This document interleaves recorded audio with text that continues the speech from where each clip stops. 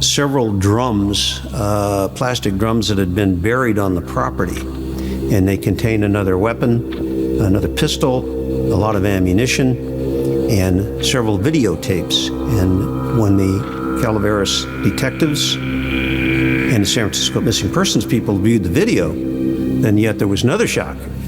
Now we have on film a number of individuals who are being held captive, and they're being interrogated by Lake and by Ng. Several of the women are made to disrobe. They're told they will cooperate or they'll be killed. You go along with this, cooperate with this. We'll be as nice as we can to you within the limits of keeping you prisoner. If you don't go along with this, we'll probably take you into bed, tie you down, rape you, shoot you, and bury you. So, my lady, time's up. Make your choice.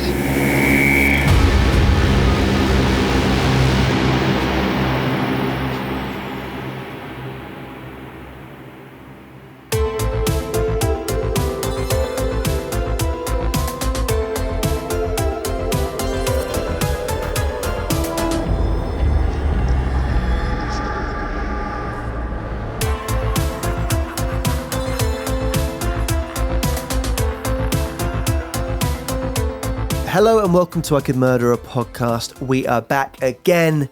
It is episode 10, and is that Big Ben? Dong. Hope not. Hello, boys. Thank you so much for having me again.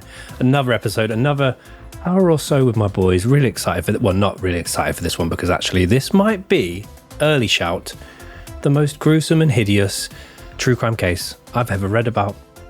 Ooh, that is a big shout. Yes, a big shout indeed, full of them this week. And speaking of being full of things, I'm full of producer Dan today. We've met frequently. We did a minisode earlier. I've got a big portion of him in my belly, and I'm ready to spit it out and put it on a plate. Dan, get on my plate. Not sure how I feel about that, Tom.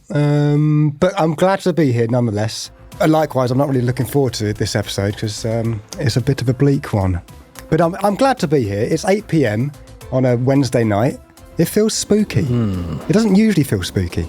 It does feel spooky. I do quite. There's something about filming them at night. It just adds to the atmosphere a bit. I don't really want to know why Ben is spitting you back up onto his plate. We'll leave that. Please. We'll park that where it is. But then, yes, what is this week's case? Yeah, for the people watching us for the first time and wondering what the fuck I'm talking about, the actual case titles for this week's case are Leonard Lake and Charles Ng, the Boneyard Monsters. Also referred to as the Dungeon of Deaf Killers, the case of Leonard Lake and Charles Ng, Leonard Lake the Boneyard Killer, the Miranda Murders, the Lost Tapes of Leonard Lake and Charles Ng, the 1980 Wilseyville serial killings, and a dungeon kill room in the woods. And just to clarify, the Dungeon of Deaf Killers isn't just a hard of hearing group of people walking around bumping into a chainmail. Chains. But yes, it is a very bleak one, like Ben and Dan said. If you want to come on this bleak journey with us, well, come on board this spooky little train, and we're going to get chewing.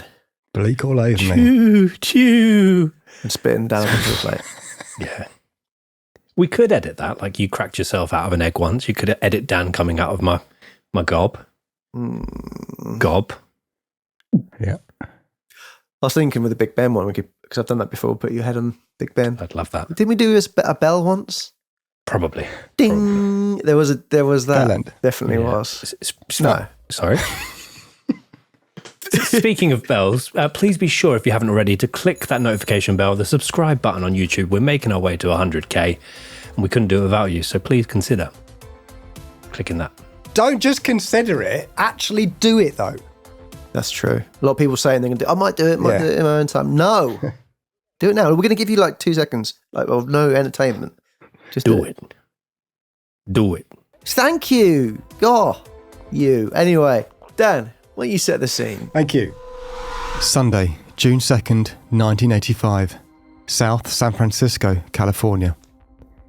The nightmarish ordeal that we are about to discuss began with something that seemed so small, so ordinary, and so insignificant at the time. A 39-year-old man by the name of Leonard Lake calmly walked into a small hardware shop after his friend, 24-year-old Charles Ng, had frantically fled the area when he was caught attempting to steal a $75 metal vise.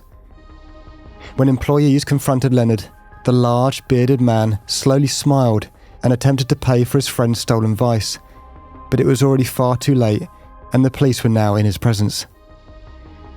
The officers approached Leonard, who insisted that his name was Robert Scott Stapley, a man who had been reported missing by his family several weeks prior and more than 500 miles away in San Diego.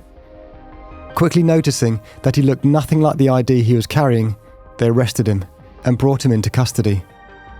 At first, it appeared to be nothing more than a petty theft. But, hidden behind Leonard Lake's outward calmness was a sinister series of secrets that he was desperate to keep buried by any means necessary.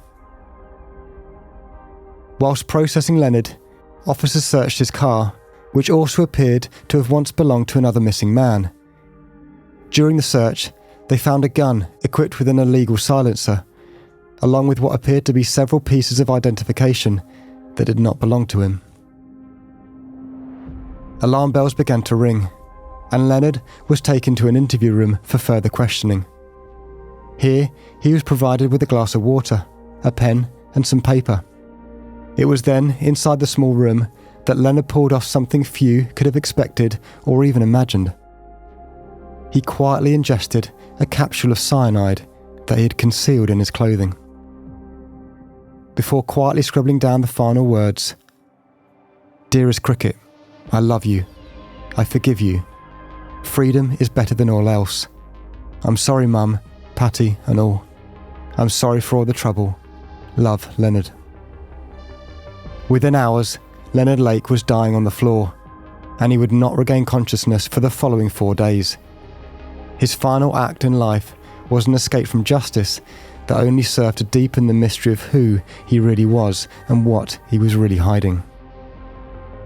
When investigators turned their attention to Leonard's rural rented property in the remote woods of Wilseyville, California, a scale of horror began to emerge that would shake a country to its very core. They found the vehicles of 2 other missing people, a makeshift burial site which was later revealed to contain almost 20 kilograms of burned and crushed human remains, the bodies of at least 11 victims, and yet the horror still continued. Hidden at the rear of the property was a supposed bomb shelter, when in fact it stood and served as a crude, nightmarish dungeon designed with cages, a secret soundproof room, and other hidden chambers. What police uncovered there was far beyond anything they had anticipated or ever seen before. A morbid layer of captivity, torture, and death, with evidence in the form of photos, videos, diaries, and even a treasure map pointing to multiple additional victims. One letter read, "I am a dangerous person. Society would be worried if they knew that I existed and what I was up to." But Leonard was not the only monster in their presence, and he had not acted alone. The investigation quickly revealed the existence of his accomplice, the young vice thief named Charles Ng. What followed was an international manhunt that stretched across countries, as authorities raced to catch a second man described as cunning, ruthless, and every bit as dangerous as Lake himself. It would take a staggering 14 years for most families to finally find justice, with many searching for answers that Leonard Lake seemed to have taken to the grave with him some 40 years later. When did Leonard Lake first start to fantasize about his Operation Miranda concept, and when did he start to act on it? How were the pair able to build and operate a secret torture bunker in the Sierra Nevada foothills without any neighbors or authorities catching on to them? What evidence concealed in multiple VHS tapes, written diaries, and the mountain bunker was deemed too disturbing for the public to ever see? And why did Leonard Lake and Charles Ng ultimately choose to embark on one of America's most disturbing and seemingly relentless criminal sprees, believing to have barbarically torn apart the lives of 25 people? We are going to begin with the background of Leonard Lake before exploring how his path came to cross with that of Charles Ng. We are then going to move on to a particularly disturbing timeline of events before looking at some of the bizarre aftermath of the case. So, some background for you. Leonard Thomas Lake was born on the 29th of October 1945 in the city of San Francisco, California.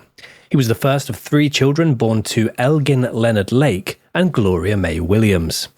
Not a great deal is known about the couple as well as the early years of Leonard's life, but we do know that they would hold what was considered a fairly tumultuous relationship, which would eventually end in divorce at around the time that Leonard turned 6 years old. From here onwards, Leonard and his siblings would be sent to live with his grandmother, who would become one of the most significant influences of his life. And yeah, just hold your horses, more on that in a couple minutes.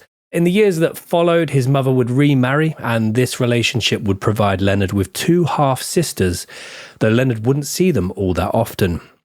Leonard's younger brother Donald was hit by a train when he was young.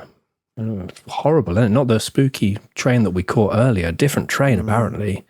He did go on to survive the incident, but the accident itself left him with a lasting brain injury and a physical disability.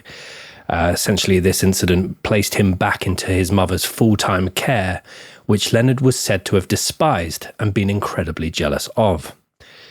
Here's the bit about the grandmother, boys, that I would like to kind of pick apart with you.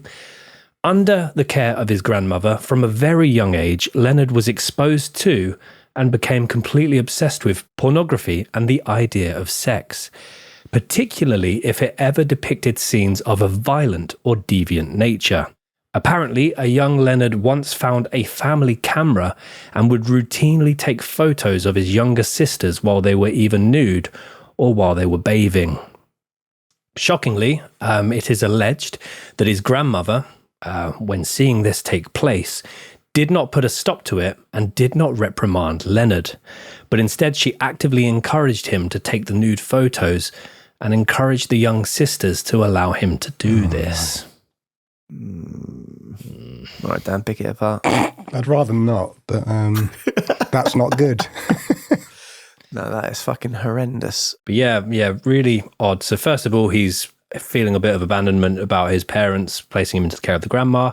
There's then this issues of him taking photos with the younger sisters, which the grandma apparently is not putting a stop to. That's if you believe the word of him and his siblings. Yeah, and he's very, very envious of his brother, who has been hit by a train and therefore requiring 24/7 care from the mother. Yeah, it's already not even a page in. Very complex and disturbing already. Yeah. It only gets worse. Tip of the iceberg stuff here. Just the bell out the bathwater so far. So this unusual and concerning behaviour did not end there. Before Leonard had reached his teenage years, he would actively try to find insects and small rodents for him to play with. This playing, that was the way he phrased it, allegedly involved Leonard dissolving insects and small rodents in different chemicals, pulling the wings off of butterflies or moths that he was able to catch, or drowning things in local rivers or ponds. Who would have thought of his name would be Lakes, but... Yes. Maybe just want to be different. At this stage, Leonard was probably more like Leonard Puddle at that stage. And then just grew up to be Leonard Lake. Obviously, we've gone through it a million times in terms of the pattern of, obviously, torturing animals, killing animals. Always leads to bad things. Or, well, often leads to bad things. The fascination with death and the fascination with toying with animals and like enjoying seeing them suffer is truly horrifying. I did 2 things when I was young. Yeah. Camera? Just 2? Oh, where you looked at the camera was so funny. I was feeling a bit sick, and then I come. No, I was going to say, all I did was use a magnifying glass on an ant, and then I also painted a spider. And funnily enough, I saw it a few days later, and the paint was still on its back. Was it a funnel spider? Funnily enough. Is funnel spider a thing? I'll make that up. They make those weird nests. Sick. That joke fucking worked. What colour did you paint the spider? White. Yeah, and also, Dan, was it intentionally painting it or accidentally No, definitely painting it? intentionally. I think my dad had a pot of like white gloss nearby, and I just... Ooh, gloss. It sounds bad actually. No, I think I'll let you off the ant one because that was always made look cool in cartoons. Yeah. But though you didn't have a house full of cartoons, so I don't know where you came. Yeah, how did you Whereas learn Dennis the that? Menace kind of thing. Yeah. I don't think I injured the ant. I think it got away scot-free. So did the spider. Unlike the poor spider. No, he just had a new lick of paint. It's fine. He might have went The to the rest of disco the that night. Disco that night. And everyone's like, fuck. Jonathan Gloss over there. Couldn't do an impression of Jonathan Ross there. So. Welcome to the show. No. Yeah. Bet those spiders, yeah. Saw Commission that. his spider mates would have been a bit spooked out with seeing him come along. Anyway, I want to apologise about that. No, you're fine, mate. You're fine. So it's not completely clear how exactly a young Leonard was able to access these corrosive chemicals or how he learned what they would do to things when placed upon them. Either way, as a child, Leonard was already exposed to sexualization, violence, torture, and death. 4 things that would remain a constant fascination for the rest of his life. Over the following years, he became immersed in a fantasy world of his own, a world in which he was supposedly in charge of life and death. He would regularly daydream about those he could keep alive under his own terms, and those that he could end the lives of. He's not even a teenager at this point. So Leonard went on to attend his local Balboa High School, located in the Excelsior district of San Francisco. Here he was described as a highly intelligent but very socially awkward student who seemed to keep himself very much to himself. He apparently bounced between being studious and withdrawn, sometimes allegedly acting out and misbehaving. Yeah, quick note for Tom here, because I'm presuming this will go over Dan's head, hopefully not in his face. Ooh. Interesting students that also attended Balboa High School. I won't read it. Go on. It's only Solifer Fatu Jr., a.k.a. Rikishi. Oh, go on, Rikishi. Yeah. Stinkface. So how would you explain Rikishi to Dan, by the way, or anyone else out there that has no idea about the life and career of Solifer Fatu Jr.? He was made up to be a, what are they even called? A sumo wrestler. And then the finishing move would be basically putting the bum in the face when they're in the corner. And they could do a thing called the stink face. Yeah. Bleached blonde hair. Very likeable chap from all accounts. I think he's quite likeable. In the Was wrestling an scene. actual sumo wrestler or... He was Samoan, made out to be. Yeah, WWE have a bad history of putting people into different. Right. Pigeonholing. Not pigeonholing, because they changed his race basically. Yeah, didn't sorry, they? yeah. Cultural... Racial pigeonholing. what was it? They used to pretend Stereotyping. people were from different countries when they weren't actually from them, and just use their culture to make a wrestler. And it's very problematic if you look back on it. But Rikishi as a wrestler I think, was quite a fan favourite. Cultural appropriation. Yeah. That's true. He also joined a dance crew, Dan, called Too Cool, and he did a little dance. And I think that's a wrong reason why a lot of people like The Worm so much when we grew up, is because of that Scotty Too Hotty and. yeah, before Dan fucking painted it. I didn't pay him. Sorry, Dan. So basically Leonard Lake went to the same high school as Rikishi. So there's one for the old Christmas party. And the rest from there is history. Whilst maintaining a fairly decent record at his school and also expressing an interest in his school's photography classes, Leonard continued to fantasize about his worlds of which he could completely have control of. He also became obsessed with the ideas of domination, control, sadism, and torture, also regularly reading up on current affairs and survivalism. Over the next few years, much like last week's episode, actually, the Ruby Ridge case, Leonard became highly preoccupied with the possibility of a forthcoming apocalypse or another global war. However, instead of imagining a bomb shelter that would be, help to keep him safe, help to keep people alive, he started fantasizing about the idea of a bomb shelter to enslave women in for sexual purposes, slowly and eventually bringing them to their deaths. A huge part of this morbid fascination is owed to Leonard reading John Fowles' 1963 thriller novel, The Collector.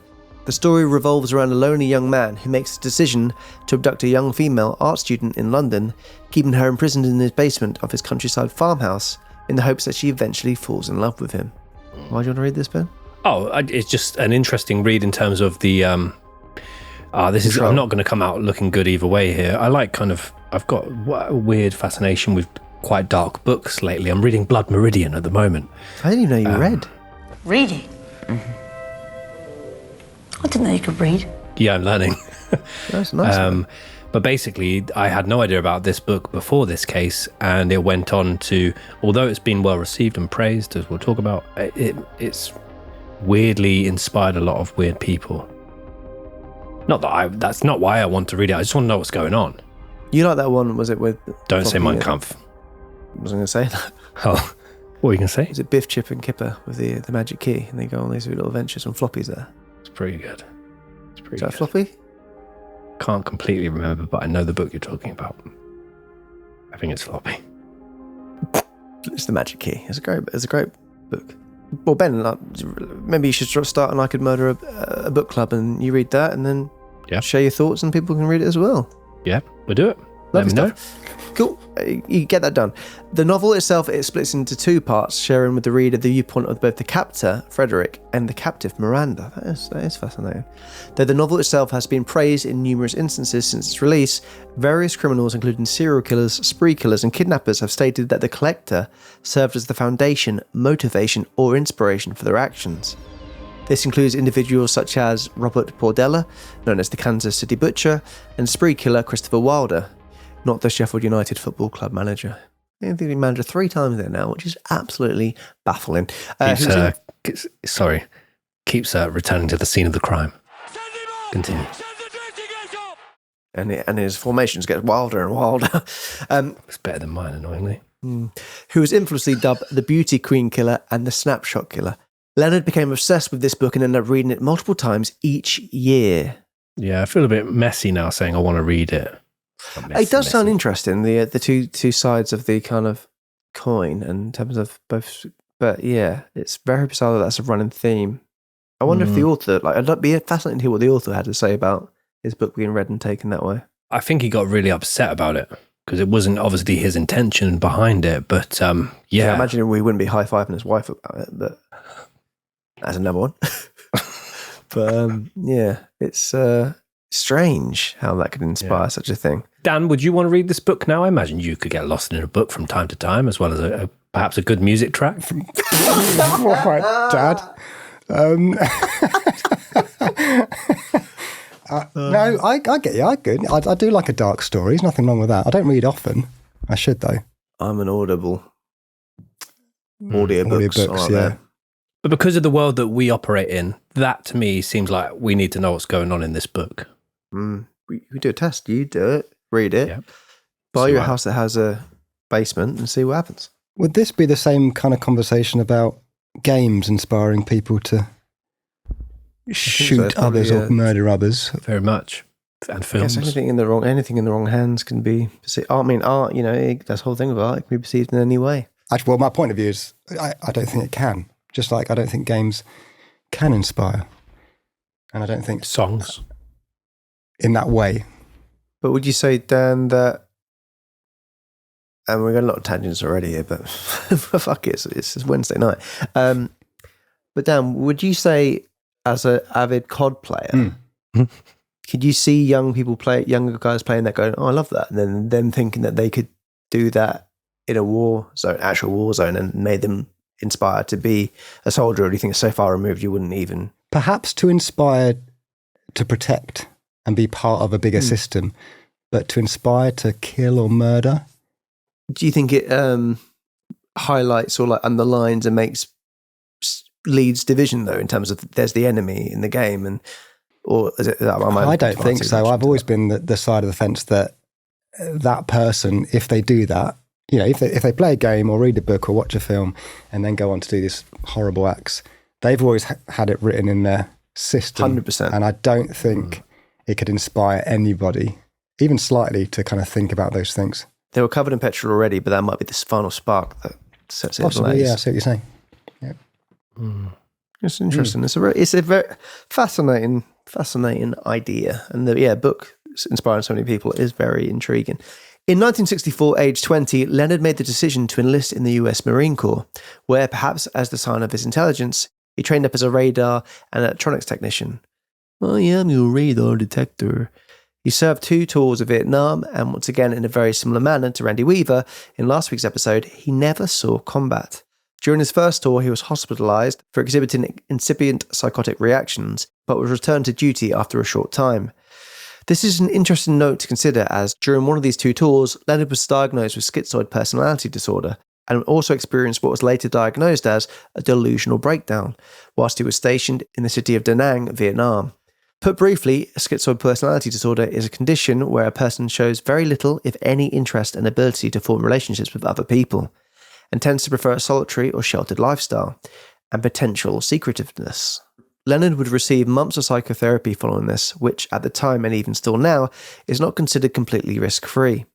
He was eventually medically discharged in 1971, now 27, with some speculating that both his experiences in Vietnam, together with the psychotherapy he received, could potentially have left some lasting mental impact or emotional distress.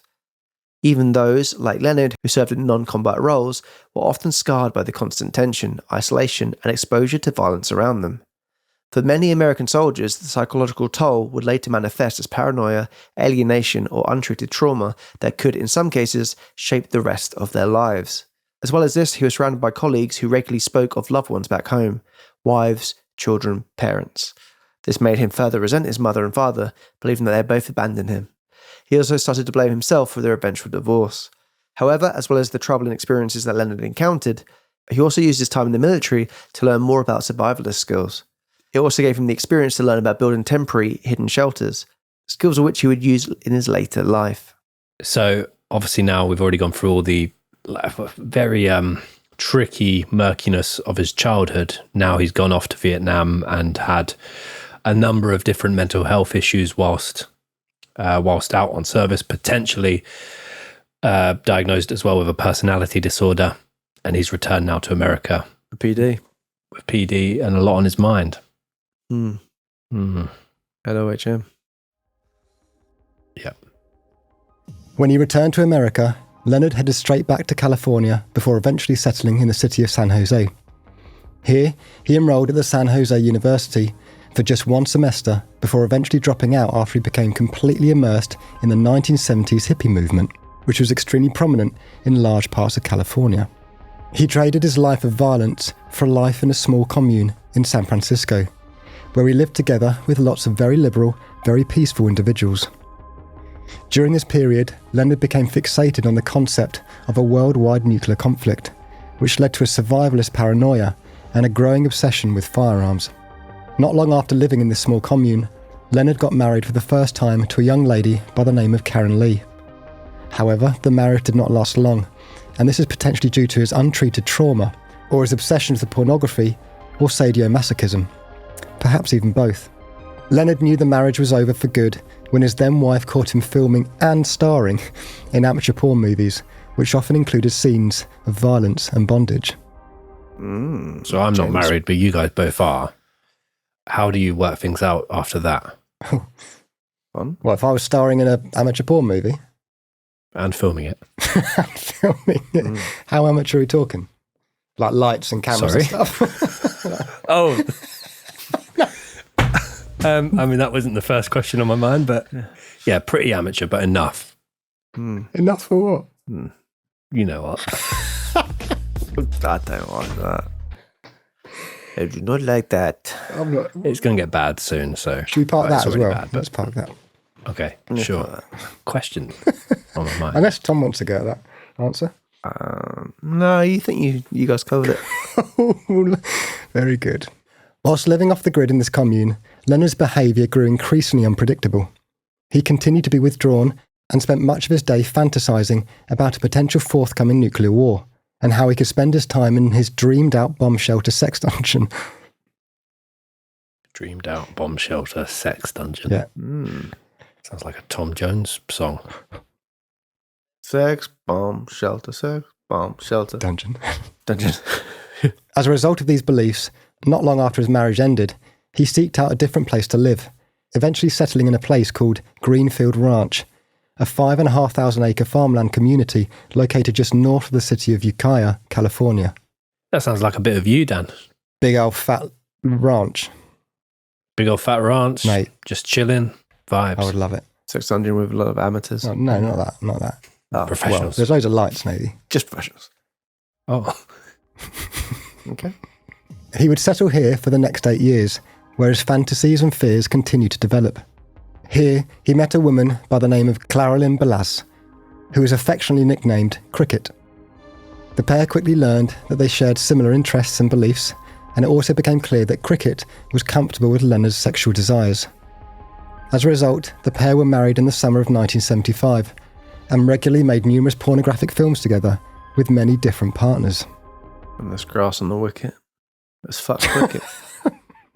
Over the next few years, Leonard became more and more convinced, and potentially also paranoid, that a nuclear war was on the verge of breaking out. Which, today. What happened today? Not today, but soon might happen. You never know. Not to scare anyone or panic anyone, but there's a lot of egos Tom around. said, was it today or yesterday was supposed to be the rapture? Yeah. Yesterday, apparently. So we made So we it, made it, guys. yeah. Don't worry too much, but worry a little bit. People giving away their possessions. Where? Apparently, people were giving away their worldly possessions, weren't they? Damn. Wow. In time for the rapture. But can I look back? No.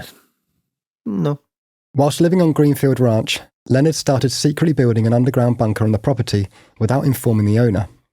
He would boldly try to dig out the bunker whilst nobody was watching and scatter the dirt around different parts of the ranch in a very Shawshank-like manner. One of my favourite films. Yeah, love it. However, Stephen King. Sorry. anything else? What's got there? I like the film Misery. That's Stephen King as well. However, an anonymous tip... Andy Dufresne. Andy Dufresne sister didn't have the way of Andy Dufresne. Danny Dufresne. However, an anonymous tip-off reached the landowner, who immediately shut down the bunker project and asked Leonard to leave the ranch. After this, Leonard moved together with his wife Cricket to a small remote hillside cabin located in a mountainous area near the community of Wilseyville, which is around 150 miles east of San Francisco. This was 6341 Blue Mountain Road. The cabin property itself was owned by Cricket's parents, and they allowed the couple to rent it out for a small monthly fee. Finally, Leonard now had a base of his own, and he quickly got to work building a quote-unquote bomb shelter at the rear of the remote property.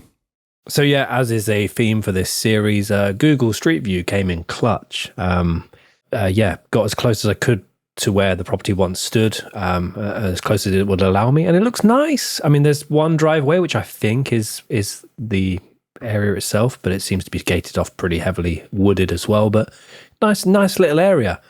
It just goes to show that you never know what's going on behind, enclosed gates or closed doors, wooded areas or bunkers. And this is where, this case, sorry, we have been a bit giggly, but it's about to get incredibly terrifying. There's a scary sign there. It says, "Poach, go to jail," with electricity signs around it.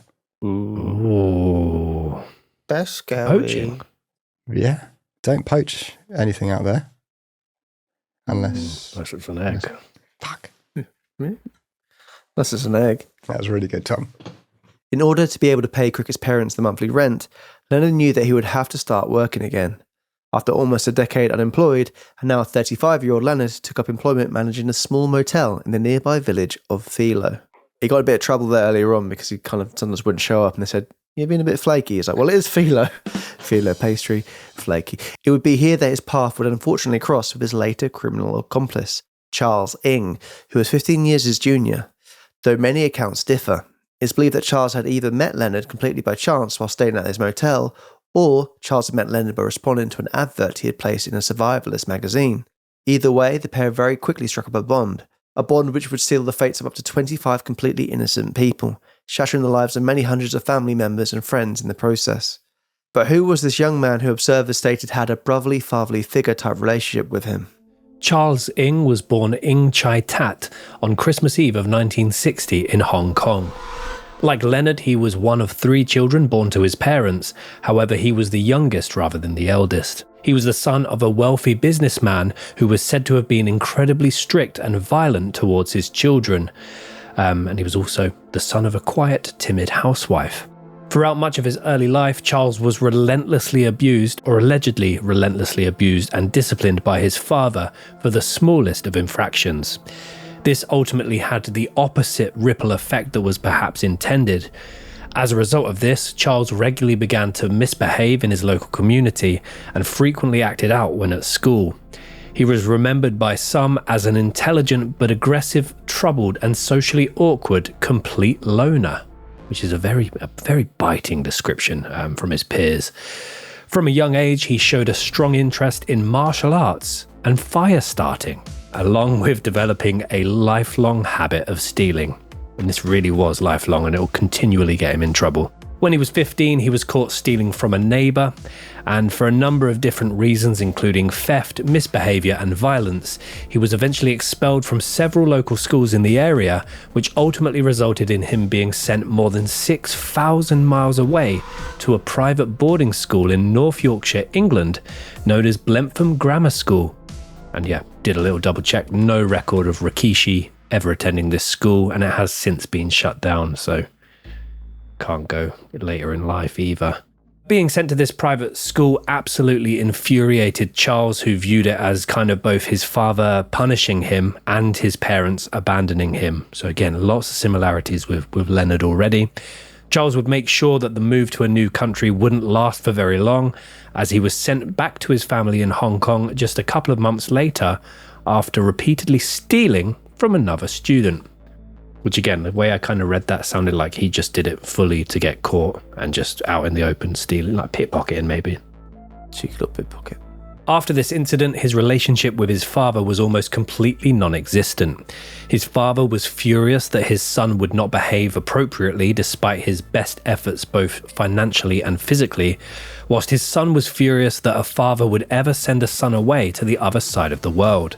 The pair would tolerate one another for another couple of years, before in 1978, aged 17, Charles decided, or was potentially forced, to move to America on a student visa in order to study biology at the College of Notre Dame. Is it Notre Dame or Notre Dame over there? Notre Dame. Notre Dame, in the city of Belmont, California. However, despite his parents hoping that this fresh start would be, exactly what their son needed, just like Leonard had, Charles dropped out after only one semester. Shortly after this, he was involved in a very public hit-and-run incident which saw him enlist in the US Marine Corps in order to avoid any kind of punishment.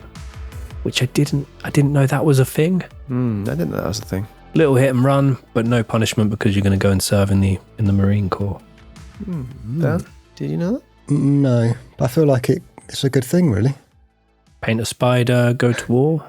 Nah, just, get some discipline put in you. Yeah. True. Yeah. Not putting you.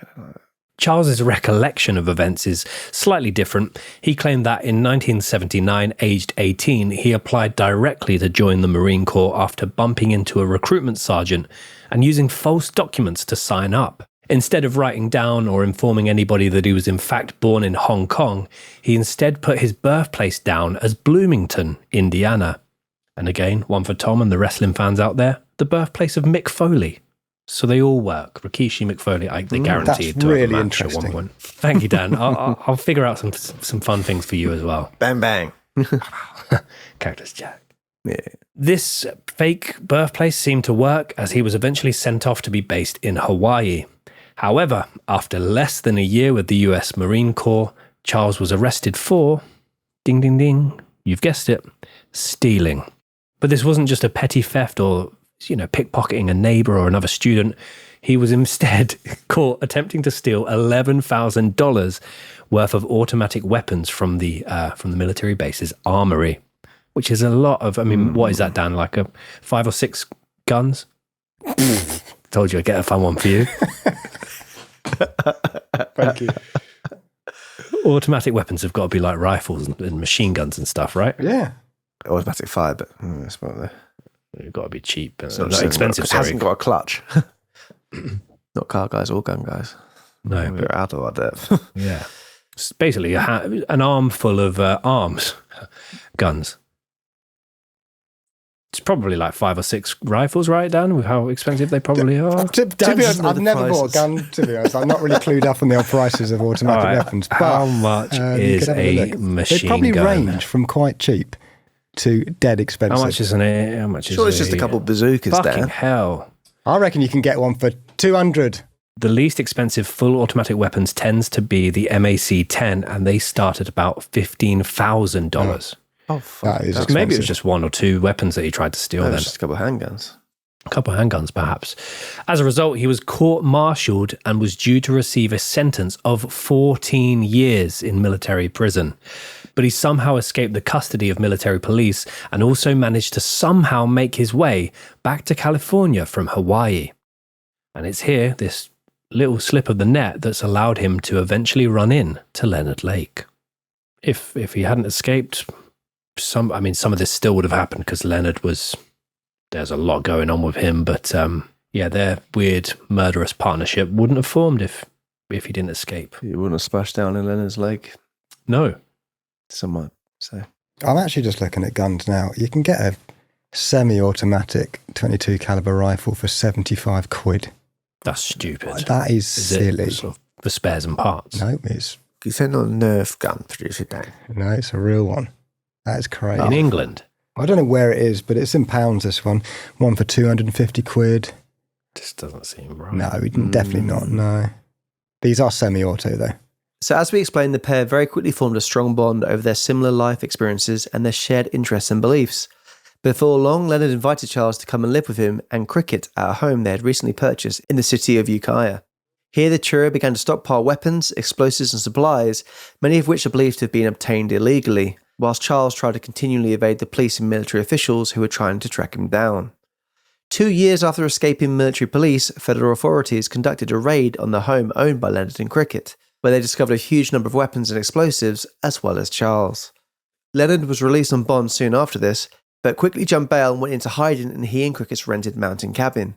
Charles, meanwhile, was returned to Marine custody and admitted to the charges of both theft and desertion, which isn't too much put in. As part of the plea agreement, he was paroled and dishonorably discharged in 1984 after spending 18 months in the military stockade at the United States Disciplinary Barracks in Fort Leavenworth, Kansas. Yeah, pictures of that And place. that's where Ken Shamrock's from. No, it's not. Good, I would admit, yeah, I could see that. But yeah, pictures of this place. And also, he's gone from potentially 14 years to just agreeing to 18 months. But this disciplinary barracks in Fort Leavenworth doesn't look like a fun place to spend those 18 months. Perhaps that was a factor. It wasn't, but it might have been. But it probably wasn't. But it looks That like could a well be. moody place. Yeah. After serving his time in the disciplinary barracks, Charles returned to Leonard, who had continued to live in hiding at the Wilseyville cabin. Initially, Charles started living in an apartment rented by one of Leonard's sisters. Then, that autumn, he moved to an apartment on Lenox Way in San Francisco before eventually living with Leonard once again. Sweet dreams are made of that, eh, Dan? Walking on blow... Oh, fuck. Broken glass. Broken glass. That is a She makes walking on broken glass sound fun. To be fair to her. By that point, Leonard and Cricket had ended their marriage. Oh, that's a wicked. I don't really get Cricket, but I think that's a reference. Yeah, it works. It works. But were said to have still been in good terms and held a friendly relationship. But from the ashes of their relationship, Cricket down. Yeah, I got that. this wasn't the only huge piece of news that Leonard had to share with Charles. He very quickly asked Charles to come out to the back of the property with him, and here, adjacent to the cabin, Leonard showed Charles a fairly recently constructed building, made predominantly out of breeze blocks, that he referred to both in his words to Charles and in his journals as a dungeon. With smiles on their faces, the pair were about to embark, with Leonard perhaps already having embarked, on one of the most gruesome and disturbing criminal sprees that America has ever seen. So before we move through our timeline, to summarise, Leonard Lake was now 40 years old. From a very early age, he was extensively exposed to pornography and violence. He would regularly draw a connection between the two. As well as this, he would often photograph his infant sisters whilst they were naked and hold on to the photos. Outside of his grandmother's home, Leonard was regularly cruel to animals, allegedly dissolving small rodents and insects alive in different chemicals. He also faced abandonment issues towards his parents and had experienced trauma and different mental health conditions whilst involved in the Vietnam War.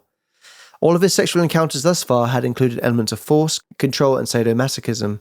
He had held 2 relationships which had broken down.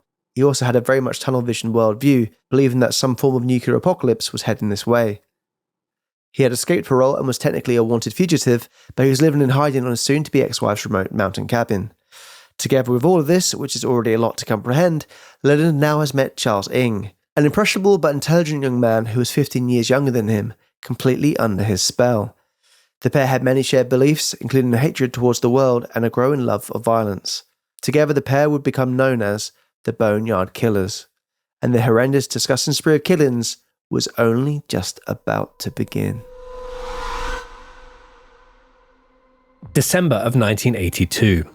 We head back 2 years. By this point, Charles was still in military prison, whilst Leonard, who was using several different names and aliases to hide the fact that he was a fugitive on the run, was in the process of constructing his secret mountain dungeon lair. Throughout his life and subsequent criminal spree, Leonard went by at least 13 different names, some of whom were actually names of his victims. He went by Leonard Lake, Leonard Hill, Leonard Blake, very clever, Alan Dre, Tom Myers, Jim Bright, Ted White, Steve, Charles Gunner, Donald Lake, Randy Jacobson, Robin Stapley, and Paul Cosner. For a reason that was taken to the grave with Leonard, he made the decision to get back in touch with his mother and one of his younger siblings. This younger sibling was his brother, Donald Stephen Lake. As we mentioned at the start of the episode, Donald, who was 31 years old at the time, had been struck by an oncoming train as a child. As this incident left Donald in the full-time care of his mother, Leonard blamed him as the reason that he had to be raised by his grandmother. In a conversation with his soon-to-be ex-wife Cricket, Leonard is alleged to have called his younger brother a full-time leech who no longer deserved to be alive. You can kind of see where this is going. Bit harsh. It's very harsh. It's accidents happen, and Yeah. he needed the care of his mother. Doesn't mean she's choosing him over you, although you do sound like a bit of a dickhead, so maybe that was part of it. At the time, Donald was living with his mother in San Francisco when, out of the blue, Leonard visited him one evening and invited Donald to a house-sitting job. And yeah, this was very unusual to all of them at the time. They hadn't seen him in years. Suddenly he wants his brother, who requires, support and care within the home. He's inviting him to go and do a job with him. After that, Donald disappeared, and his mother did not hear from either of her sons for a couple of weeks, and therefore filed a missing persons report for both of them. Leonard reappeared 3 weeks later on New Year's Day of 1983. When he started renting a room in a house not far from his mother, using the fake name of Alan Dre. Unbeknownst to his mother, he had taken Donald's identity and started cashing his disability checks. Imagine doing that to anyone, but doing it to your own brother. Your own bloodline, yeah. Yeah. Leonard decided to go one further. As well as this, he forged a letter to their mother, pretending to be Donald, stating that he had made the decision to relocate to Reno, Nevada, in order to live with drug dealers. Which again, some questions maybe about that. None of this made any sense to Leonard's mother, and Leonard would very rarely see her from this point onwards. May the 20th of 1983, 5 months later, Leonard and Cricket decided to get a divorce. As a result of this development, Leonard reached out to his best friend and an individual who was also best man at he and Cricket's wedding, and this was 34-year-old Charles Donald Gunner. After explaining his situation and the fact that he and Cricket were now going to get divorced, Gunner agreed to let Leonard live with him for a brief period of time. All of this period of time, Leonard was living off the disability checks of his younger brother that he had murdered. Once again, completely out of nowhere, Leonard suggested that the pair go on a road trip and head south to Las Vegas together. Gunner excitedly agreed, and the pair headed off. Over a week later, Leonard came back to California by himself in Gunner's van and started excitedly informing people that Gunner had left with a woman and decided to stay in Vegas. Unsurprisingly, Gunner was never seen again, and following on from this murder, as was Leonard's new bizarre pattern, he took on Gunner's identity and also started cashing in his government checks. Leonard presented himself as Gunner to most of the individuals he encountered while living back in the mountain cabin in Wilseyville, and he was now surviving using his younger brother and best friend's income and also using their identities. And yeah, obviously if that isn't completely clear, he had murdered his young disabled brother and his best friend, the best man at his wedding. But far worse was still to come. And at around this time, Leonard Lake made his first entry into his morbid videotape collection. Good evening. It's a Sunday in October 22nd, 23rd, something like that. Very close to my 38th birthday. And I'm starting this tape without script or without any real organization of what I want to say. But I do feel I need to explain. What I want is an off-the-shelf sex partner. I want to be able to use a woman whenever and however I want. And when I'm tired or bored or not interested, I simply want to put her away, lock her up in a little room, get her out of my sight, out of my life. A slave, there's no way around it. Early 1984. It is not exactly clear how or why this came to happen, but Leonard Lake and potentially Charles Ing came into contact with Reginald Frisbee. I know a Frisbee. Do you? Yeah, nice guy. Really? Quite right-wing. Extreme Frisbee. Reginald, who went by Reggie to those who knew him, had been born in the state of New York back in 1956. 29-year-old Reggie had never been reported missing by any members of his family, including his own mother. But his badly decomposed remains would be discovered buried at the cabin property that Leonard Lake was renting the following year. During the initial investigation of the crime, detectives made a composite sketch of the victim and tried many times to identify him, but they never discovered his name. It would take 38 years for him to be identified as Reggie Frisbee after a not-for-profit group called Calaveras Cold Case Task Force combed through more than 1,000 pieces of bone fragment and had a DNA match with Reggie, which was confirmed via his mother. There is only one known photo of the victim, which is on screen for you now. It is unclear how he was murdered, or whether or not it was Charles or Leonard, with many believing it to have been Leonard. May 1st, 1984. Midway through a Tuesday morning, 30-year-old Jeffrey Dean Askren was reported missing after failing to appear for work over in the city of Santa Clara, California.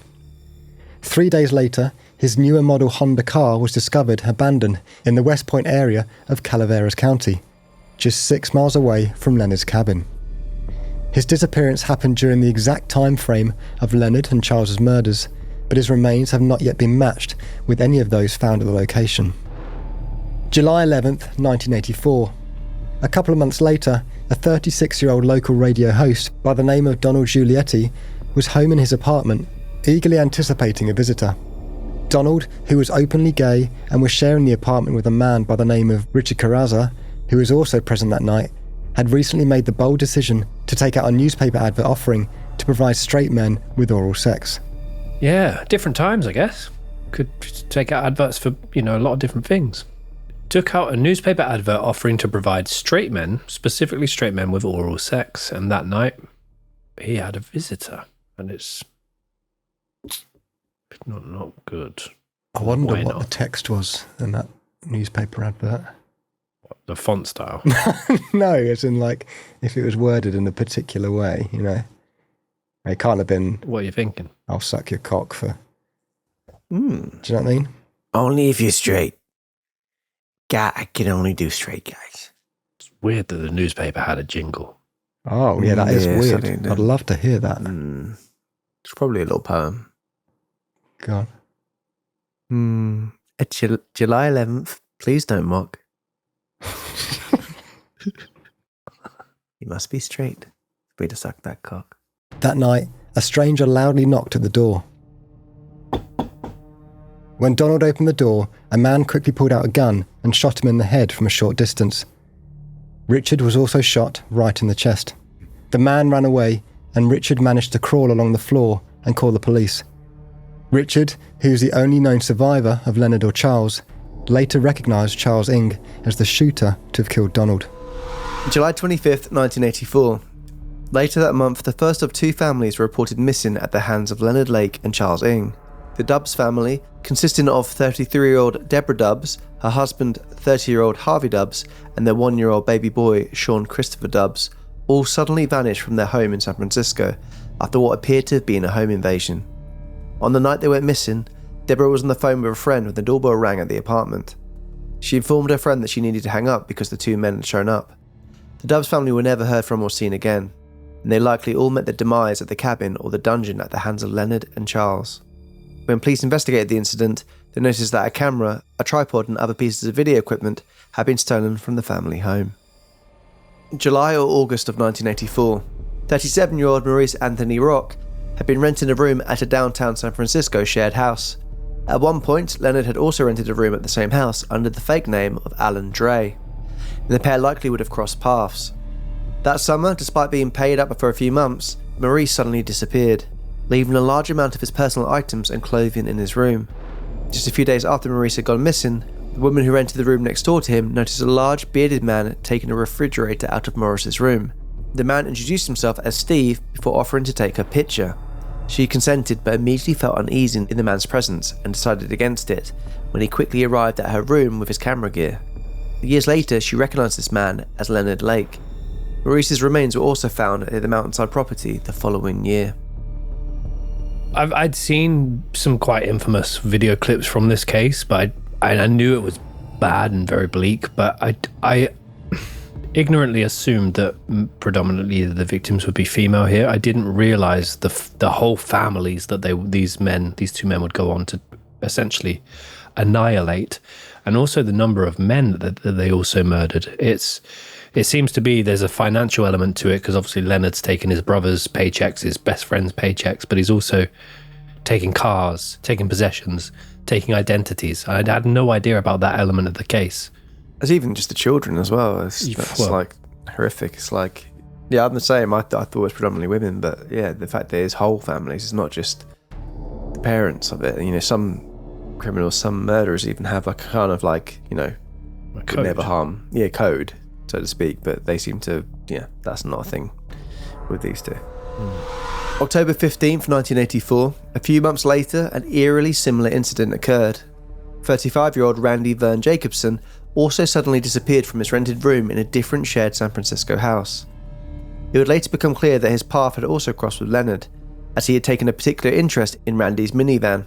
Apparently, Randy had told members of the shared property that Leonard was a business associate. After Randy suddenly vanished, Leonard returned to the shared house with plans to collect the minivan, but had already been towed away after being parked illegally. Randy was never seen again, and his remains were found not far from Maurice's the following year. November 16th, 1984. Just a few months after Maurice Rock had disappeared, another renter at the same shared house also suddenly vanished without any kind of explanation. Though there is a great potential that at least 6 of the previous 8 victims were kept in or placed in the dungeon, it is extremely likely that the following victim had to endure an extended period of time in the dungeon, repeatedly suffering at the hands of Leonard Lake and Charles Ng. And this was 25-year-old Cheryl Ling Okoro. She disappeared from the exact same location that Maurice Rock had. Multiple graphic and highly disturbing photographs were taken by Leonard, as well as an 11-page letter that was written by Cheryl whilst she was in confinement in the dungeon. And yeah, this was apparently very much in line with the way that Miranda wrote letters in the novel The Collector. It seemed to confirm that this was her fate. Her body was discovered buried in the garden of the property the following year. And to bring her truly terrifying ordeal to life, and we're only going to show limited portions of these clips because they do get, you know, highly disturbing. Here's a small excerpt of some of the visual footage of the dungeon and its secret room. Also on the property was a bunker, and it was made out of cinder block, and it was built into the side of the hill. And when you entered the bunker, there was like a workshop and a tool where areas where tools were and so on, but the detectives from Calaveras found that there was a false wall. And when they searched further, they found that there was like a cell area that had been built into the back of the bunker, that they would keep female captives there for a period of time before killing them. Also in the bunker were a number of pictures, photographs of young women. And we spent a lot of time trying to identify these young women. There was also, in addition to the videos, there was a journal or a diary that Leonard Lake had kept. Some of it was handwritten and some of it was typed. And there were periods of times where he would skip recording certain dates. But from those dates that he recorded, we found out that there were yet more victims and more crimes. So his case just kept getting bigger and bigger. So it's not just a concrete bunker in the back of the garden. It's also, there are secret rooms and hidden compartments and double-sided mirrors and locks and chains and restraints. And the size of one of the hidden rooms is very reminiscent of the Natasha Kampusch case we covered a few weeks ago. It's fucking terrifying. November 2nd, 1984, 39-year-old Paul Cosner was last seen alive in the downtown San Francisco area. According to a friend, he had agreed to meet up with someone who was interested in purchasing his brown 1980 Honda Prelude after he had spoken to him over the phone regarding the vehicle's listing in a newspaper. Paul told his friend that the man seemed strange, but that he wanted to meet him in his vehicle nonetheless. Paul was never seen again, and his remains have still not been found some 41 years later. But Leonard Lake would later be arrested in a brown 1980 Honda Prelude after Charles Ng fled the scene having stolen a metal vise. And yeah, this was the scene that Dan set at the start of the episode. So yeah, this is really horrifying. Obviously, to date, at the time we're filming this episode, Paul Cosner's remains have not been found. He met up with Leonard and told his friend that there was a strange man interested in his car. And at their end, Leonard and Charles are literally seeking out people they can just murder, either for their possessions or just because they can. January 20th, 1985. Early the following year, Leonard started referring to the cabin and the makeshift bomb shelter as his survivalist enclosure, stocking it with weapons and supplies in anticipation of great nuclear siege. But he was doing something very, very different to this. On this particular Sunday, Charles and Leonard paid a visit, or arranged a visit to the cabin from one of Charles's co-workers. And this was a 23-year-old man by the name of Clifford Raymond Parento. Clifford and Charles worked together briefly as movers for a local moving company. After interacting with Leonard and Charles that evening, Clifford was never seen again, though some of his personal belongings were later discovered inside Charles's apartment, separate to the cabin and dungeon. Leonard returned to Clifford's home a few days later, where he stole his motorcycle before selling it in another city. Stolen his bike, Dan. I'll be fuming. February 24th, 1985, a month later. And though it is highly possible that more victims were claimed by the pair in this gap, they decide to seek out their next victim. This unfortunately happened to be 25-year-old Jeffrey Dean Gerald, a resident of San Francisco. On this particular Friday, Jeffrey had told his friends that he was going to help a friend move house over that weekend as a result of a job change. Unbeknownst to the friends, this friend that he was helping was Charles Ng. Jeffrey was never seen again. Exactly a week later, April 12th, 1985, 22-year-old Michael Carroll, who had actually briefly served in the military together with Charles, was staying in a hotel with his 18-year-old girlfriend, Kathleen Elizabeth Allen. Just as the pair were going to bed, they got a phone call to their room. Wow, we're back. Didn't think you'd see me back again here. We didn't even force that one in. Michael and Kathleen return. You need to stop forcing things in. Okay. Michael told Kathleen that he needed to go somewhere quickly. He then left the room and never returned.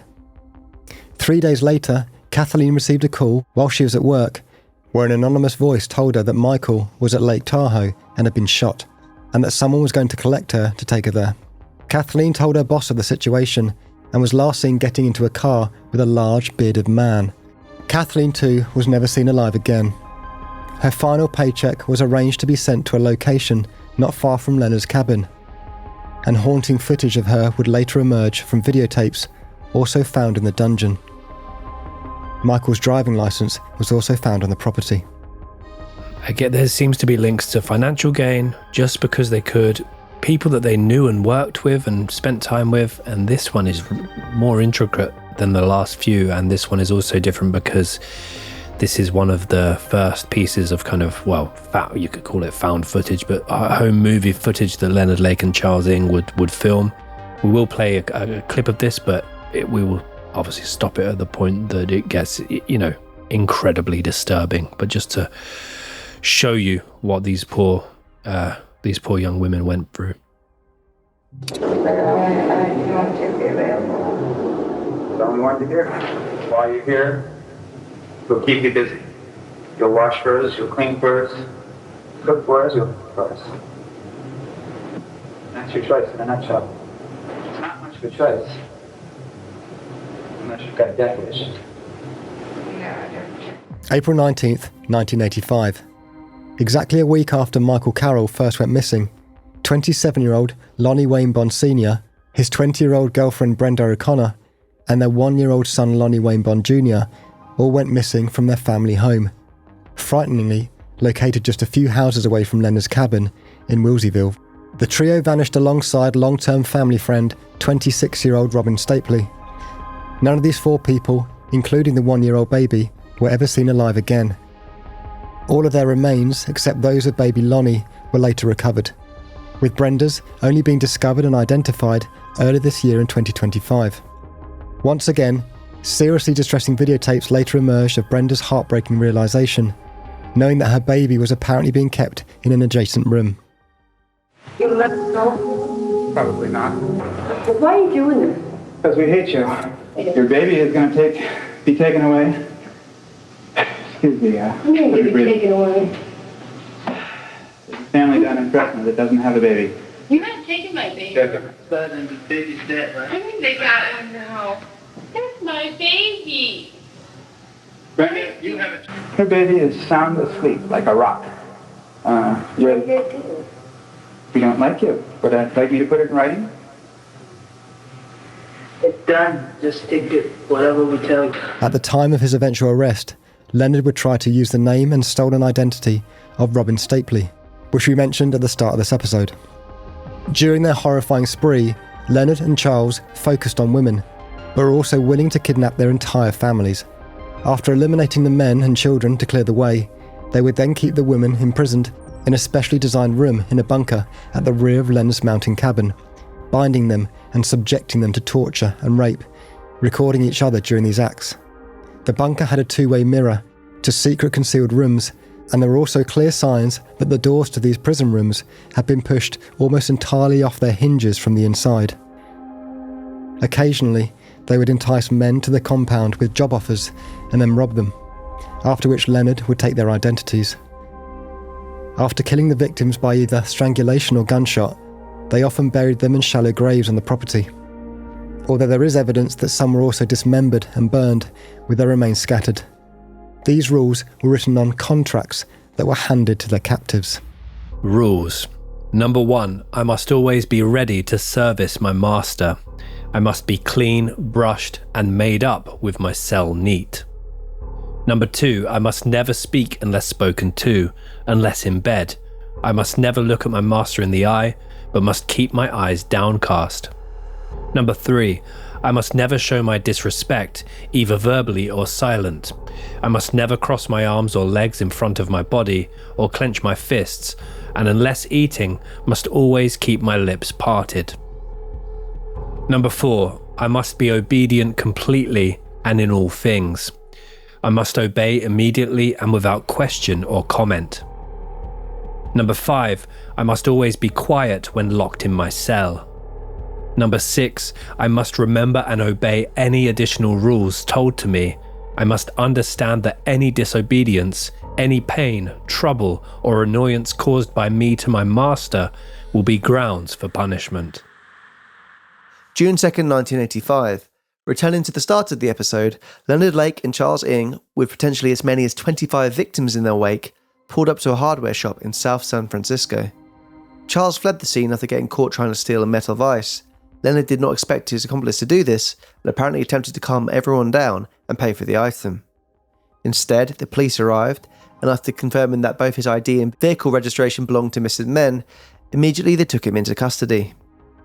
A gun equipped with a silencer and numerous other ID cards were also found in the stolen vehicle. After a closer look at the Honda Prelude, investigators discovered a bullet hole in the roof, blood spatter, a stun gun, and multiple unspent bullets. A utility bill was located under the passenger seat, registered to Leonard's ex-wife, Claralyn Ballas, with a mountain cabin address in Wilseyville. Before police could properly sit down and interrogate him, 39-year-old Leonard Lake, a coward for most of his life, ingested a cyanide capsule that he had sewn into his clothing in case of emergencies such as this.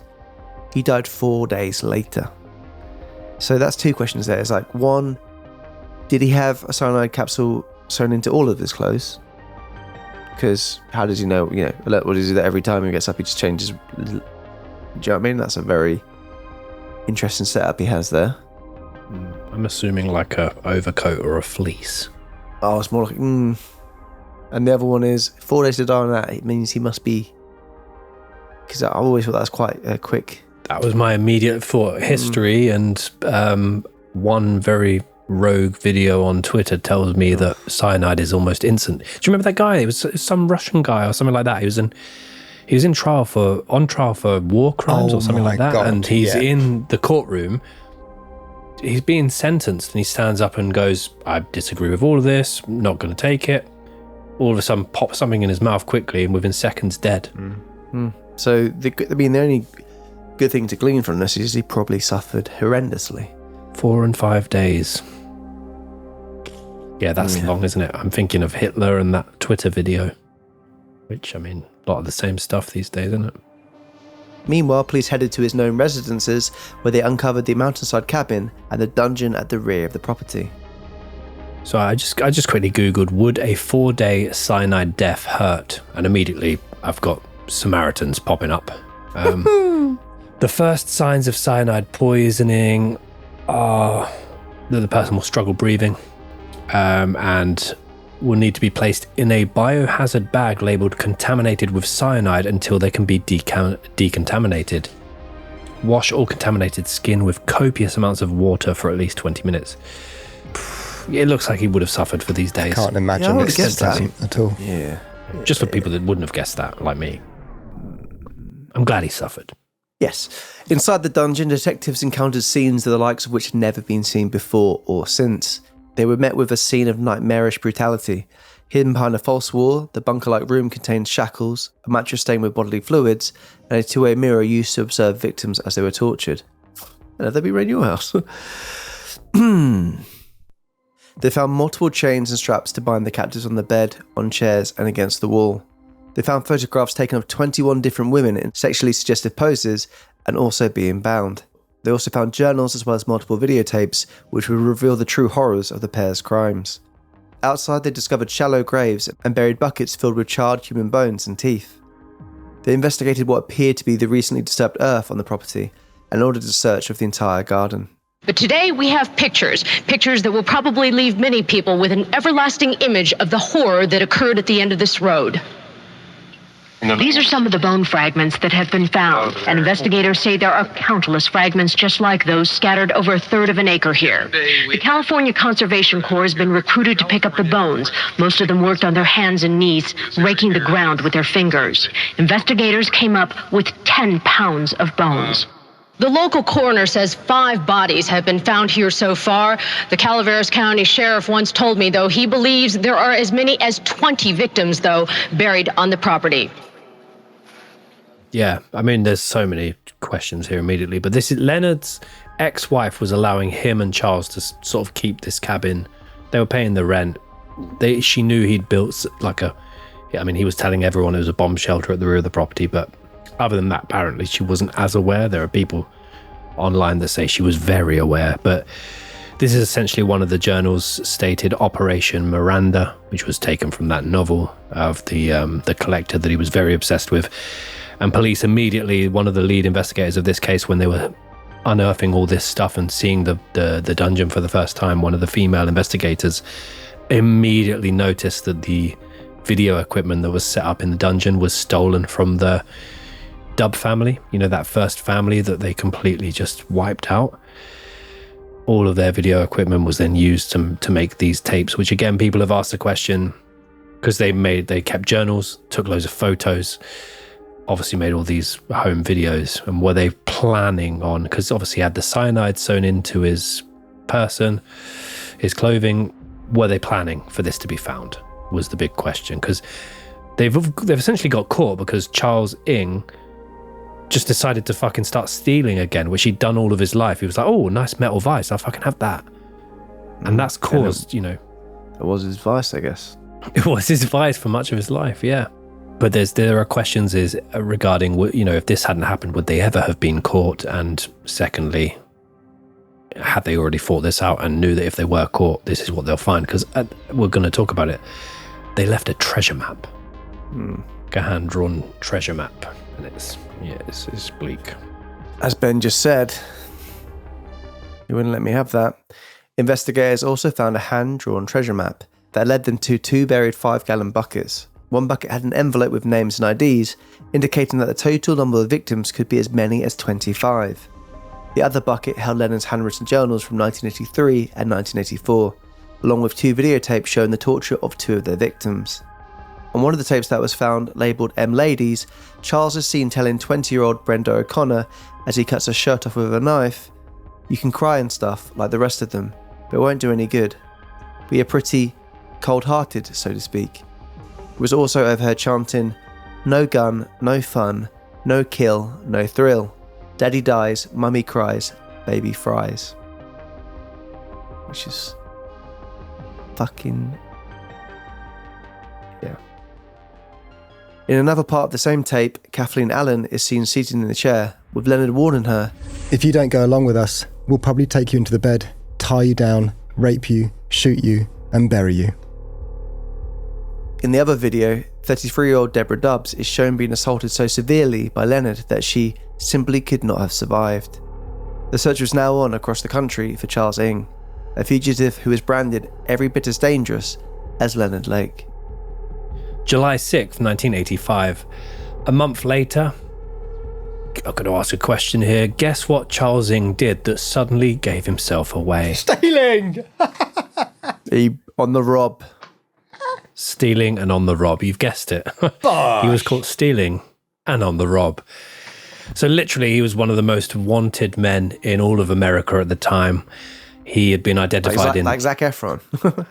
in a way, like not less of a bachelor, but still, he was in big trouble. His voice was on a lot of the video footage, and obviously the ex-wife of Leonard had sort of implicated him slightly. But yes, he was caught stealing. He had made his way into Canada using the fake name of Mike Kimoto, and also with the help of Leonard's ex-wife, as well as a friend in Detroit. They'd essentially, sneaked him out of Canada and across the border into Canada. He had been living in a tent in the wilderness for a few weeks.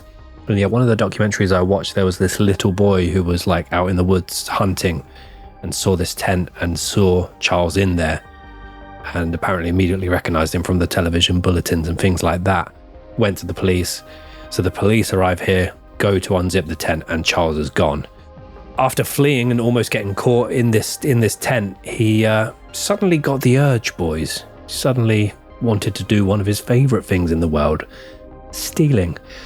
So he suddenly decided to visit a department store in Calgary, Alberta, and after watching his unusual behavior for a while, a security guard noticed Charles put something into his jacket pocket. When he approached him, Charles responded by shooting the guard. Despite being injured, the security guard managed to disarm and hold Charles until the police arrived. He then spent 4.5 years in a Canadian prison and continually attempted to resist extradition to the United States. And throughout this 4.5 year period, he used every single piece of his spare time in the prison library, learning about the American and Canadian legal systems. And apparently he was, despite all this other shit that happened in his life, he was incredibly intelligent and very quick at learning different parts of the law and being able to sort of slow the process down, appeal certain parts, fight the extradition back to the US, because he knew if he went back to America at this point, he could get the death penalty. So yeah, he 4.5 years managed to delay things. However, in 1991, he was finally sent back to California, where he faced 12 charges of first-degree murder. Here's where it gets there's a lot of new things I haven't heard of before here. So even with the video proof and details from Leonard's diaries that literally mention Charles insisted he was just a bystander and that Leonard had orchestrated and carried out all of the kidnappings, rapes, and murders by himself. During numerous hearings in America, which would last many, many years, Charles became so aggressive and erratic during these different hearings that the judge actually made Charles, quite a bold decision here, forced him to wear a stun belt around his chest, which I've never heard of, which apparently the judge could control the belt via a remote anytime that Charles started to go on one of his tirades. Wow. It's a big old box as well. It's like a I want to say a box of Trivial Pursuit. Or a big ammunition box stand for the guns, people. Stun grenade out. Frag out. Or Tom, it's like, I want to say like a giant box of butter. Why is that my thing? I don't know, about the size of this water pulse box I've got here. It's just a shoebox, maybe? About the size, it's slightly presume smaller that's than a the shoebox. battery. Yeah, tied to his waist, and then anytime he starts acting out, well, he's done. By the way, these are really good for your sinus. Water pulse out now. Sponsored by. Put up your nose and then stuff comes out. So as well as the stun belt in court being a bit of a first for me, in another shock kind of twist of fate, one of the prosecution's star witnesses, who was actually a former cellmate of Charles from back in Canada, he went by the name of Maurice Lavage. He claimed to have heard multiple, and ultimately the only, verbal confessions from Charles about the murders. So Maurice was selected as their star witness. He was going to appear in trial. And just before the trial started, Maurice suddenly died after being involved in a car crash just before the trial was about to start. Maurice did have in his possession numerous cartoons that Charles Ng drew in prison for him, and they were used as evidence against Ng, who claimed them to be satire. But they are although they are kind of satirical looking cartoons on face value, they are grim as fuck and represent what likely happened in a cartoon fashion, I suppose. But it's grim. So we then moved to February of 1999, after a lengthy trial which included over 200 pieces of evidence and 75 witnesses being called to stand from all over the country, as well as the recent discovery of additional videotapes found at Charles's San Francisco apartment. And basically these extra videotapes showed what looked like full sleeping bags in wheelbarrows, just still frames of that. They were able to essentially admit that to evidence, and Charles was found guilty of 11 out of 12 murders.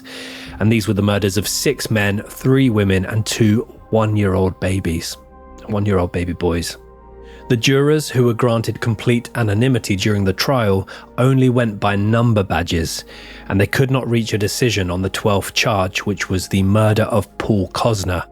But regardless, Charles Ng was given the death sentence. At one point during the trial, Charles somehow managed to obtain the phone number of one of the jurors, which is, again, mad in itself. He contacted this particular juror at home in an unsuccessful attempt to cause a mistrial. And yeah, immediately then, while they're preparing his sentencing and things like that, he was sent to Folsom Prison. Johnny Cash's he enjoyed it there, I think. But yeah, Charles Ng did not enjoy it at all. He was very displeased with his short stay at Folsom Prison, where he was eventually found to have concealed a number of maps, counterfeit IDs, and other items intended for escape. He also, this is so kind of typical of the kind of way he seems throughout this case, he filed several complaints against 4 judges who were involved in his original case. As well as this, he submitted numerous complaints about the quality of his state-provided eyeglasses, the temperatures of his meals, and his right to do origami in his cell. Was that a cellmate? Could have been. I don't know if he was. At the time of recording, September of 2025, 64-year-old Charles Ng is being held at California Medical Facility. The most recent execution on death row in California happened back in 2006. And as recently as 2019, Governor Gavin Newsom issued an executive order that put a temporary hold on all death penalty sentences in California. So it's likely that Charles Ng will die in prison. I mean, Trump has briefly discussed issuing death penalties in certain states for certain crimes again. So I guess you never fully know what's going to happen. But it's been 6 years. So Charles Ng will probably die in prison. During his time in prison as well, he's briefly been, well, not fully diagnosed, but there are hints that he was diagnosed with dependent personality disorder, which would kind of line up with his relationship with Leonard Lake. So a very tiny bit of aftermath for you in what has been a particularly disturbing case. On May the 11th, 2012, the horror movie House on the Hill was released. The film, which was directed by Jeff Fenson, was based on the real-life actions and crimes of Leonard Lake and Charles Ng. The film has been panned, widely negative reviews from critics, with many people criticizing both the plot and the actors' abilities. 7 minutes and 12 seconds of the film had to be cut from its release on DVD in the United Kingdom in order for it to actually get an 18+ certification. And apparently it was just very, very gratuitously violent for the sake of it. The film's director, interesting guy, seems to have a real interest in serial killers and murder, as he has also produced or directed films about Robert Picton, Armin Meiwes, The Black Dahlia, and now Leonard Lake and Charles Ng. On the website criminalminds.com, which is a very, very good website for extra details about certain cases, Leonard Lake and Charles Ng's pathology is listed as serial killers, serial rapists, abductors, kidnappers, robbers, family annihilators, and killing team. Don't always see the old killing team, but it turns out we've covered a lot of them.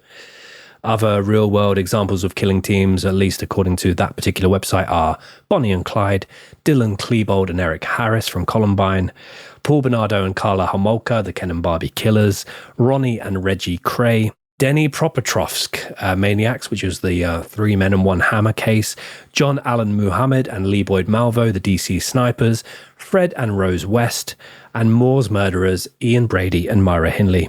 We've covered literally all of those cases with the exception of Bonnie and Clyde, which could be an interesting case to eventually cover, maybe, perhaps. Maybe. We'll let you guys decide that. Flippin' heck. Well, there you go, guys. That was the case of Leonard Lake and Charles Ng, the Boneyard killers. A deep dive into Leonard Lake. Lake I never want to swim in again. Tainted Lake. Tainted Lake. Yeah.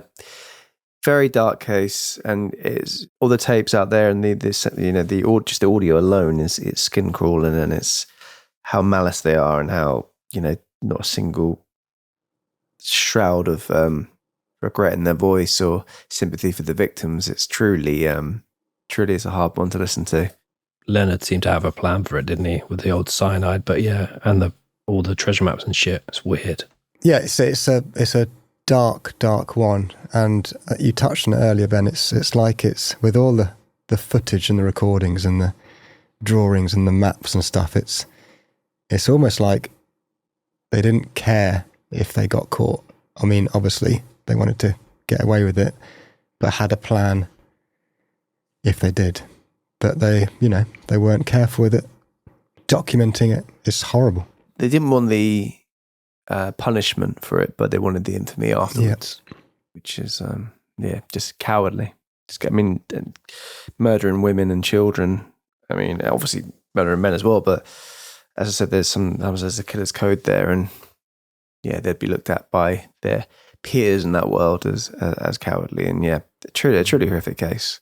But yes, Ben, do you have any lookalikes this week? And Dan, do you have any lookalikes this week? I have one, maybe if you boys have one. I have one. It's a bit of a silly one. It's a silly one for me too. Okay. So let's be silly. Mine is silly, but I couldn't shake it. Just couldn't shake it.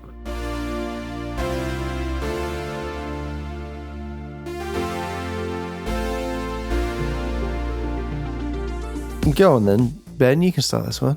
just the whole way through researching this case and just the vibes I got of how nightmarish all of this is and how absolutely skin crawling is a good word, Tom. How just despicable this person was. Leonard Lake just reminds me so much of Rock Terrio from the Anthill Kids cult. They look very similar. Could be relatives in some form in a horrible, twisted world. To me, it's just a man with a beard. Just the eyes and the eyebrows. Yeah. I mean, chuck a big, great big bushy beard on him and it might work. Yeah. Both have Bald head, beards. bushy beard. Both have beards. So my mum was Charles Ing, and all I could see was Russell from the movie Up. I thought that very early as well. Yeah, if he really took a turn. Proper turn. Yeah. If he didn't find the Boy Scouts. Yeah. Up too. Mine is, again, it's the same as Dan, it's not going in the real world. So I've got this picture of old Leonard. Yeah.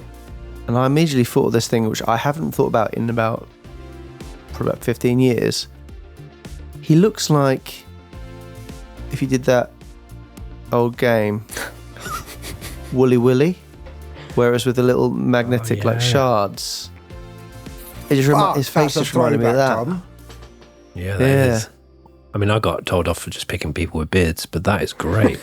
See, it's not the best picture of it, but I think you see how like his hair sticks out a bit like clowny with it and moustache. I think you could do you could make a good version of that picture. I just couldn't find one with that particular setup. Woolly Willy. Woolly Willy. Wow. Woolly Willy in Wooliesville. That's a good range of lookalikes, I think. Fun. But yes, Ben, do you have a cryptic clue for the next case, the penultimate case, if you will?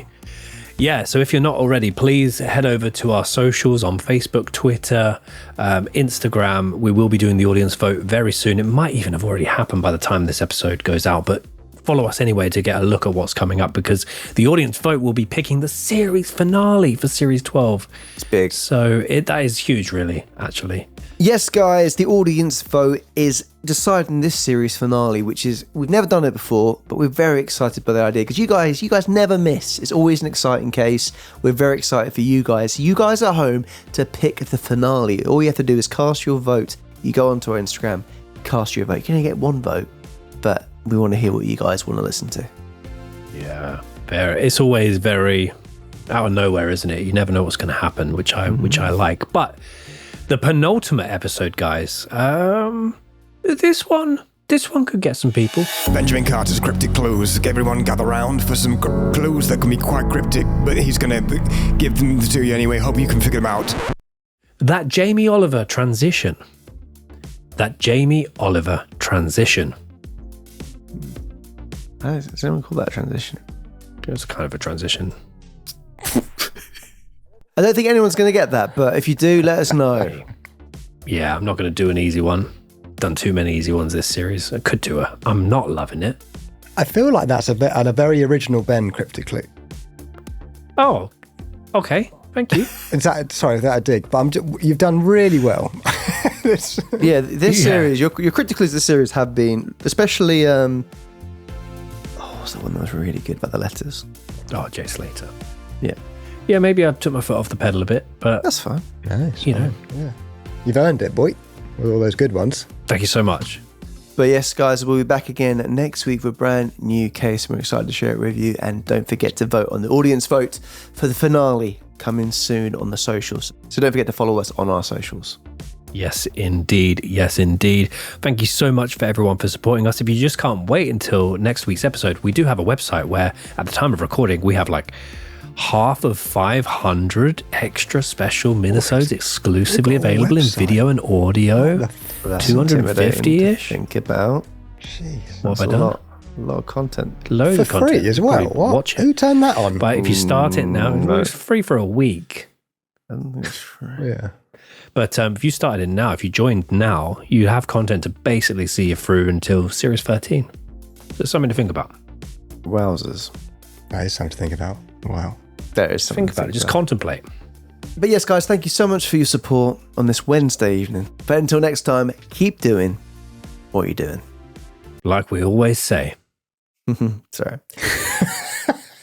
But guys, like we always say, We say this all the time. keep doing what you're doing. Well, unless it's, talking about wanting to buy a copy of The Collector just because you're curious. I mean, that's all right, isn't it? I just don't want to understand it. Talk about spitting your producer out onto a plate at the beginning of an episode and making everyone feel a bit uneasy. Yes, we'll somehow make that happen, Dan, right? Yeah, Oh. I'm free next Tuesday.